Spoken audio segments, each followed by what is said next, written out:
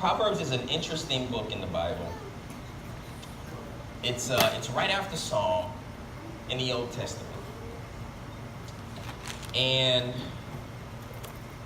you know, I've kind of given an overview of Psalm before and given an overview of Proverbs before.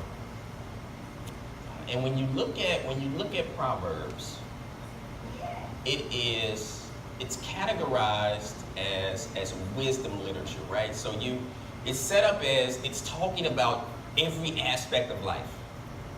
Finances, how you treat others, how you lead, how you work, relationships, right? Who do you get counsel from? How do you succeed? It just talks about just the totality of life.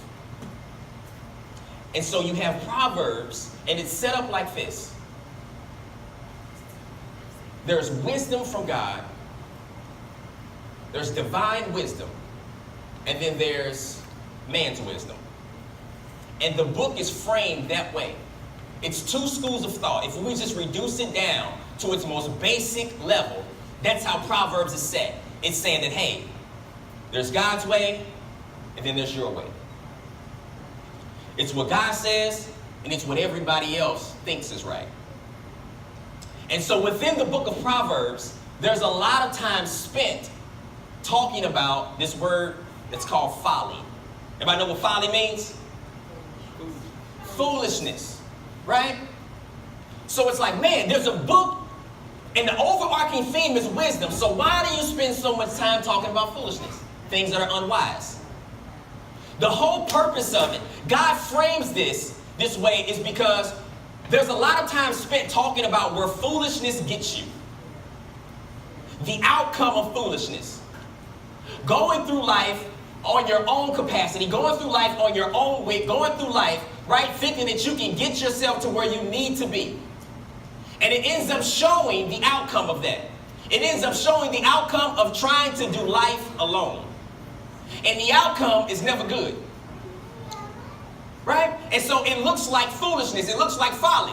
Like, well, man, if I knew things would have turned out like this and this bad, then I never would have did it. Right? So it's set up like that. And then there's another way. You have God's way. And things end up turning out good. Everything that we're trying to get along, God is saying, hey, I'm able to produce that. So if you start with me and go through this life with me, with your hand in my hand and your heart in my heart, right? Then things will turn out the way that you desire. So the book is framed like that, and it goes through all of life. That's how Proverbs is. But Proverbs starts out like this. What does Proverbs 1:7 say? Somebody read it. Woo! I feel good today. Is it the fear of the Lord? Come on, Q. Be quiet, Jess. Come on now. The fear of the Lord is the beginning of knowledge. Read that one more time, Q. The fear of the Lord is the beginning of knowledge. What do you think that fear means? Do you think that's trembling and being afraid of God? No. Absolutely not. The fear that he's talking about right there in Proverbs 1:7 is a reverence and a respect for God and a love for God. He's saying, guess what? Solomon is saying this. Solomon was blessed by God to be the wisest man. People were coming all from the different parts of the world to hear what he had to say. And so he gets to this point in life where he wants to talk to his sons. And he says, you know what? God has given me this wisdom. I've been able to go through life. I've been blessed by what God has given me. And we're going to talk about all of life. We're going to talk about all of life. He said, but before we talk about finances, before we talk about relationships with other people, before we talk about your career, before we talk about life and what you're trying to build, right? And trying to be successful in, let me start out with first things first. Let me lay the groundwork for life. Let me lay the groundwork for how life works. He says, a reverence for God is the beginning of knowledge. You can't do what you don't know. Everything is knowledge driven. So Solomon is saying, you can't do life without knowing and being in a relationship with the author of life. It does not work. All you did is arrive here. How did you get here? And you were born with these certain gifts and these certain talents. Why you have what you have? And then you go through things and you don't know. That's somebody who knows. So it's like we come here and we don't have no answers. But we do life like we have all the answers. So Solomon is saying, guess what? Before you start doing your life, young son, young daughter, let me make sure you're doing life the right way. Let me set you up for success. Let me make sure that first things are first. And a relationship and a reverence and a love for God is the beginning of a successful life. Everything that you build will end up caving in upon you because it's founded on the wrong thing. There's no other foundation that's strong enough and that's broad enough to handle all of life except the one who created it.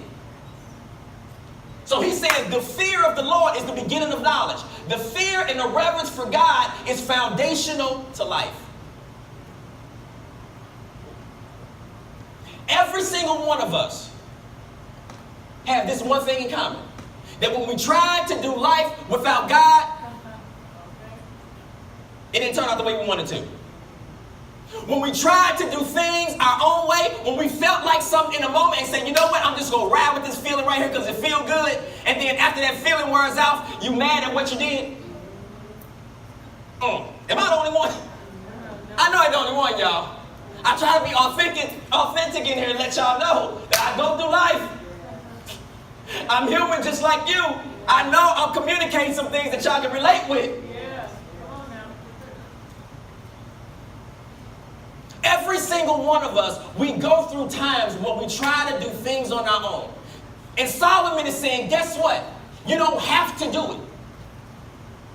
We're going to talk about life from A to Z. And guess what? God has a word for every single aspect and phase of your life. So you never have to go through life thinking that, you know what, on this thing, I got to rely on what my auntie's saying. Or I got to rely on what they saying on TV. Or I got to rely on social media. Or I got to rely on what I know. God is saying, no, you can depend on me and rely on me and trust me for every single aspect of life because I've created all of this. And I have a word that speaks to every single facet and aspect of life and every season of life that you find yourself in. So God is saying, I've got life covered. And I love you. And so Solomon is telling his sons, hey, there's this precious God that will allow you and enable you to build the life, to become what you're purposed to become, to fulfill your potential, to reach the desires of your heart. But he's got to be first. He's got to be number one.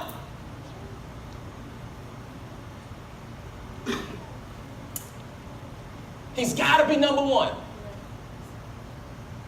Go to Jeremiah 29:11. And this time, I know I always read, because that's my favorite verse. For I know the plans that I have for you, declares the Lord, is plans to prosper you and not to harm you. It's plans to give you hope in the future. Why is that so powerful? Let's find Jeremiah. It's a long book. It's got like 40-some chapters. In chapter 29.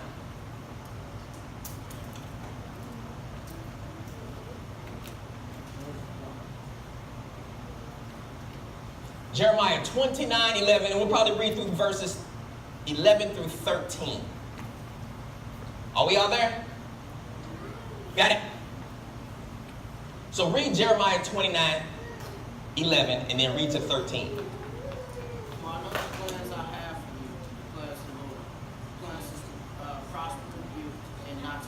Do we ever go through life thinking that God does not have our best intentions? Is this sometimes when we go through life and we're like, why did this have to happen? Or why did I have to experience this? Or how come I didn't have this person here with me that will make life so much easier when other people have that? Does it ever cause you to think that God is not concerned about your well-being?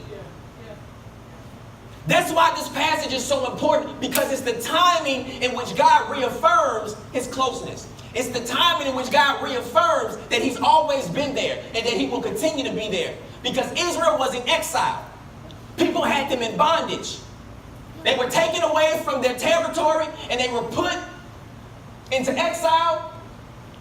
They had other people ruling over them. And they were like, hey, we're supposed to be God's covenant people. You're supposed to have a plan and a purpose for our lives. And God steps in a situation that looks hopeless. Anybody ever been hopeless? Anybody ever has to go through some things where it's been difficult over and over and over again, day by day by day? We put in so much work and it seems like we're still working backwards. God is saying, God stepped in a situation like that when you're just about to give up, when you cannot stop crying and days don't look bright. And he says, you know what? I know the plans that I have for you. I know it's rough right now. I know you're going through this season of hurt and pain. But guess what? I'm reaffirming my goodness. And I'm telling you that you will make it out. There's a light at the end of the tunnel because I'm validating my word for you. I'm speaking life into a death situation. I'm speaking life into pain. I'm speaking life into despair. I'm telling you that I got you.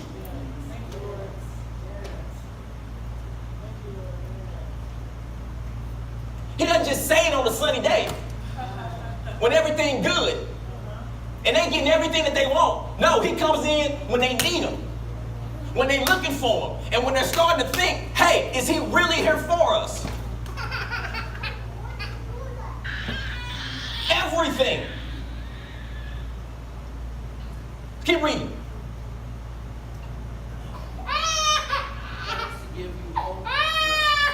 Promise to give you, plans to give you hope and a future. Then you will call on me and come and pray to me. Let me stop right there. He said, I know the plans that I have for you. That's the one who's in control of everything. A lot of times we give more power to our problems than to God. We go through situations, we go through hard things, and they are difficult. But sometimes we misassign power. We give those problems, we give those people too much power, and God should be retaining all of that power. God says, I know the plans that I have for you. I know some things that I want you to be sure of. It's plans to prosper you and not to harm you. It's plans to give you hope and a future. God said, I've got plans for you to live. I've got plans for you to receive the blessings that I have for you. I've got plans for you to prosper. I've got plans for you to overcome the enemy. I've got plans for you to get through this season of hurt. I've got plans for you to get through this season of pain. I've got plans for you to overcome whatever is in front of you right now.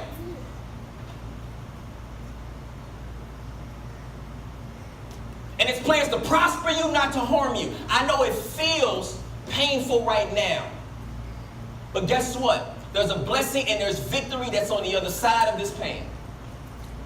There's victory on the other side of this suffering. There's victory on the other side of this rough patch in life. God never promised that life won't be difficult. He will never do that. But what he will promise you is that he'll be present in the difficulties. And that's something that we have to hold on to.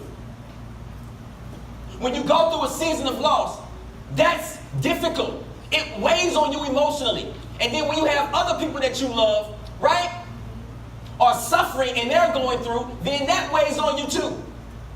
Because people that you love are hurting, and then you lost somebody that you love. It weighs on you emotionally. And God is saying, you know what? I'm still here. A part of life is death. But guess what? I'm here. I'm to ensure you that there's victory on the other side. And I'll give you strength as you're going through things that weigh you down in life.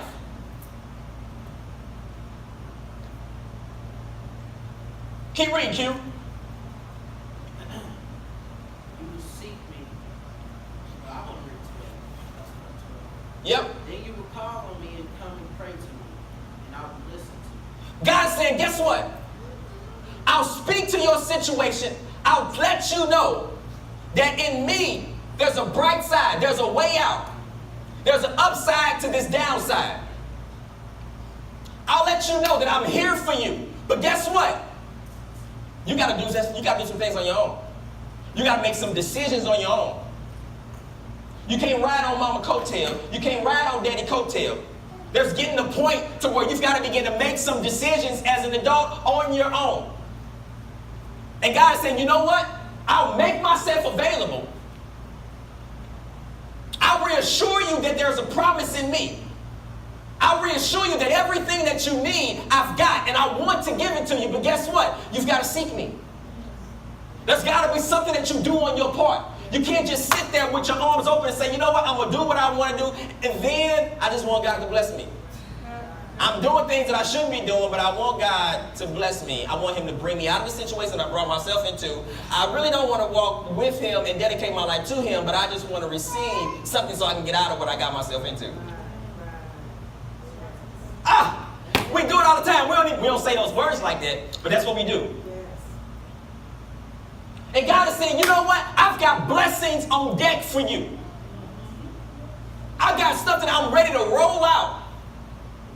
I'm trying to douse you with my grace and my love so that you can be a reflection of me in this world and so people can see the benefit of having a relationship with me. But I need you to make that decision on your own. God doesn't force us to do anything. All he lets us know is what is available to us. That's all he does. And get this, he'll use things to get our attention. Oh yeah. He'll disrupt life. When we going through life, how we want to do it, come when we come, go when we please, just doing life. What you doing, man? I'm just doing me. How's life? I'm just me, Pete. I'm just living, bro. How's life, man? It's good, man. I can't complain, man. I'm telling you answers I get. Y'all know how it is. But every once in a while, God will pursue us and show that he loves us to let us know that, hey, you think life is good, but that's a false sense of security in the things of this life. And I'll disrupt the norm. I'll shake up your word a little bit so that you can put the attention on me. But you still got to make a decision for me. I'll do some things and I'll shake some things up to get your attention and to let you know that you need me, but you've got to make the decision.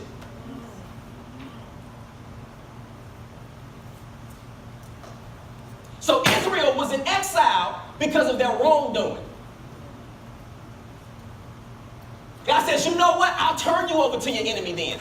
You don't want to obey me. You don't want to walk hand in hand with me. You don't want to give me your heart. You don't want to be in a relationship with me. You just want to receive everything that I got. But you really don't love me. Then guess what? I'll turn you over to what you want. And so the enemy overtakes them. And they end up in a situation and like, man, we ain't supposed to be like this. Lord, where are you? We need you. We tried to do life without you. We can't make it without you. Come help us. And so he steps in and says, I know the plans that I have for you. It's plans to prosper you and not to harm you. It's plans to give you hope in the future. I know what I got for you. Why are you over here living like I ain't got nothing for you? Why are you trying to do life on your own when you didn't create yourself and you have no idea? That's why you ask. That's why we ask questions, because we don't know stuff.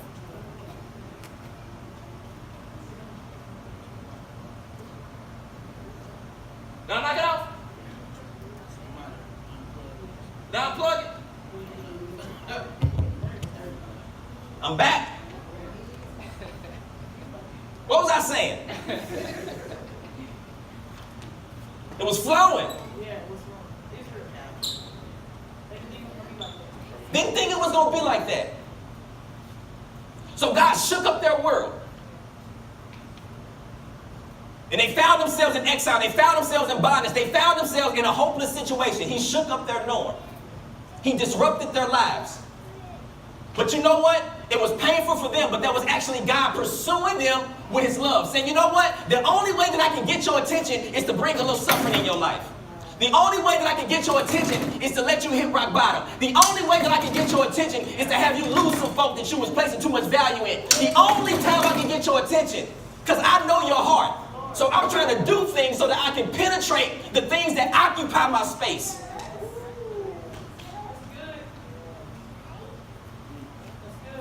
There's some things in this life that's taking up some prime real estate in your heart and in your mind. And it's determining the direction of your life. And God is saying, you know what? Because I love you so much, I ain't going to let you keep doing life like that. So I got to shake some things up in your life to let you know that I have what's best for you and that I love you. It don't feel like it, but I'm here. But you've got to make a decision. So what does he say? He says, then you will pray to me. And I will listen to you. And I will listen. You ever tried to speak to somebody and you were sincere, and because you did some wrong, because you're not perfect, the other person wouldn't listen? God ain't did nothing wrong. He said, yeah, you messed up. Yeah, you betrayed me. You took advantage of my love. And he says, but you know what? Because I love you and because my love is perfect, because I don't love you with conditions, when you turn to me and you decide to make a decision for me and you come and seek me, guess what? I'm going to listen. Keep reading. You will seek me and find me. You will seek me with all your heart. You will seek me and find me when you seek me with all your heart. We want all of God, but we don't want to give him all of us. God says, guess what? When you seek me, I'm not just calling you to work and search for me without a reward. He said, guess what? When you seek me, you will find me. Not maybe. God doesn't say that. He said, it is a guarantee that if you want a relationship with me, you can have it. I don't make myself hard to get to. In your deepest mess, in your deepest trials, God says, you know what? I'll still make myself available. He doesn't say you got to take 10 steps, come out of this situation, look over the hill, go around the valley, and then I'll be there. God says all you have to do is turn towards me, make a decision in your mind and in your heart to face me, and I'll be right there ready to meet you, listen to your problems and your questions, and bring you out of it. God loves us enough to meet us where we are, and the good thing about it is he loves us too much to keep us there.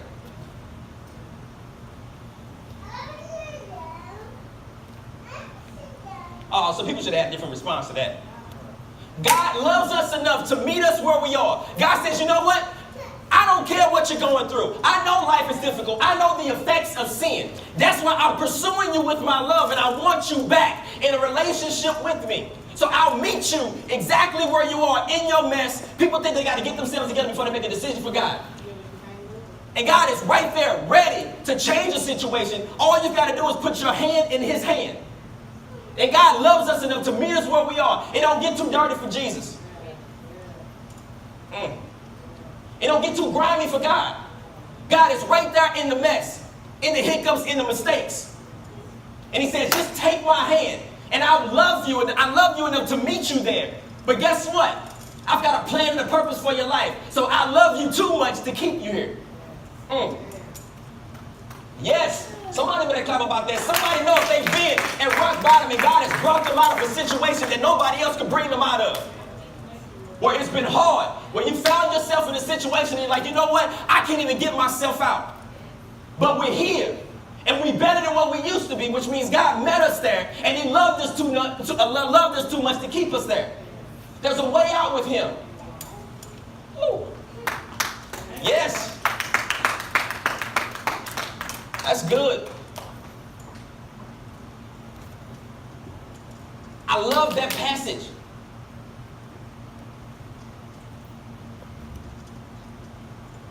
God says, if you want me, you can have me.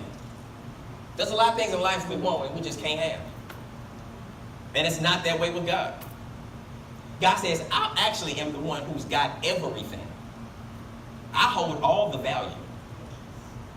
I've got everything that you're searching for, that identity that you're trying to find in other people, that hope that you're searching for, something that'll last longer, that joy, something that'll last longer than this temporary happiness, that purpose for your life where you're trying to figure out, why am I here? What am I supposed to be doing with my life? Everybody else is asking me what I'm going to do with my life. I don't even know what I'm going to do with my life. Security, inner peace. God is saying, I've got every single thing that you're looking for. I see it over and over and over again. Everybody's life look different, but everybody's searching for the same thing. And God is saying, I've given you this void. You can't go and buy peace. You can't go and purchase joy that lasts forever. All that stuff is found in me. Yes, you have the world that's trying to force an identity upon you. And it's trying to force value upon you based on where you come from, how you look, how tall you are, how short you are, what you weigh, what your education is, what type of hair you got, how long that hair is. Right? You've got that going on. This world trying to force value upon to us. And God is saying, guess what? I hold your value. I hold your self-worth. You're beautiful in my eyes. Right? Everything that we're searching for, He's got. So it's making that decision to stop trying to draw life from the things of life that were never designed to give life. And trust Him with our lives. And He delivers on it. He does. The hardest thing to teach a young person is perspective. Transitioning from adolescence to young adulthood. We all been there. Some of us there right now. Parents can't tell you nothing. You know everything, or your friends know everything. And they're the same age as you are. How is that? We both arrived on this earth at the same time, but you got more answers than people who've been there longer.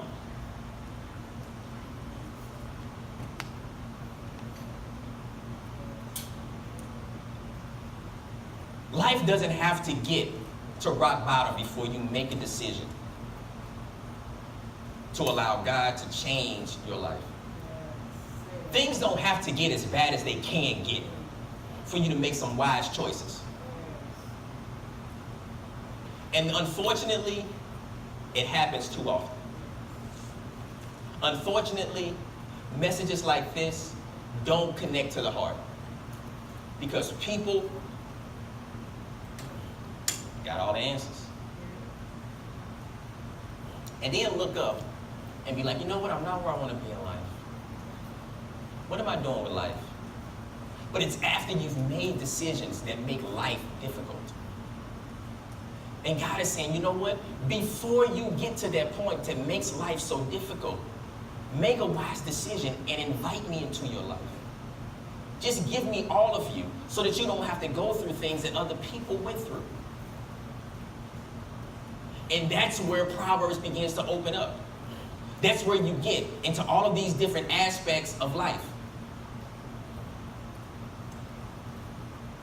That's when Solomon begins to talk to his sons about career, about money, about relationships, about counsel.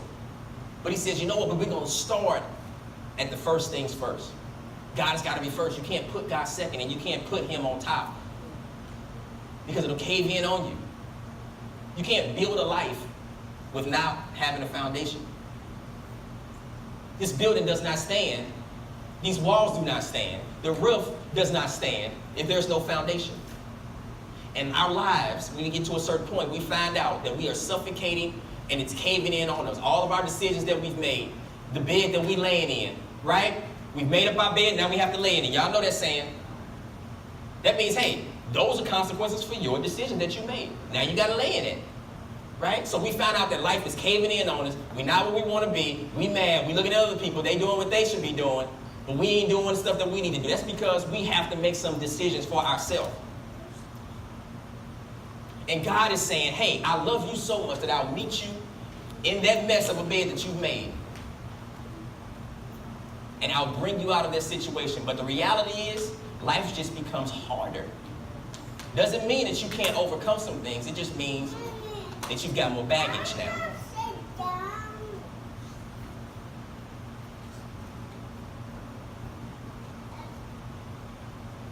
And I'm going to close with this passage. In Proverbs chapter 8. And we read it for our opening scripture. Proverbs 8, I believe it's 35 and 36.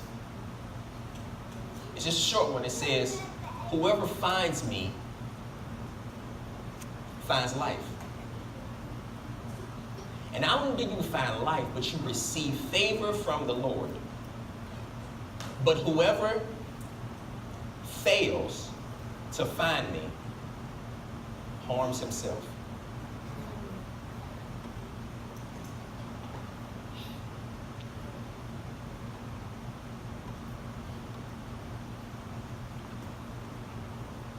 A lot of us have self-inflicted wounds.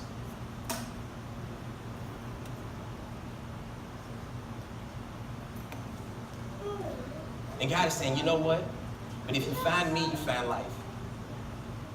Everything that you're searching for, everything that you need is in me. And you find favor. Favor ain't fair. That means we get things that we don't deserve. How many of y'all like that? I love the sound of that. I don't deserve it, God, but you give it to me. What? Man, talk about an upside. So he says the same thing as he did in Jeremiah. If you seek me, you will find me when you seek me with all your heart. And then in Proverbs, he said, whoever finds me finds life and receives favor from the Lord. But whoever fails to find me, which means that whoever does not have their heart in me, all you do is bring harm to yourself. And that's as real and as simple as it is. God says, choose me, or just believe in what you can do for you, which is never enough. Amen? Amen, amen. Let's do the word again.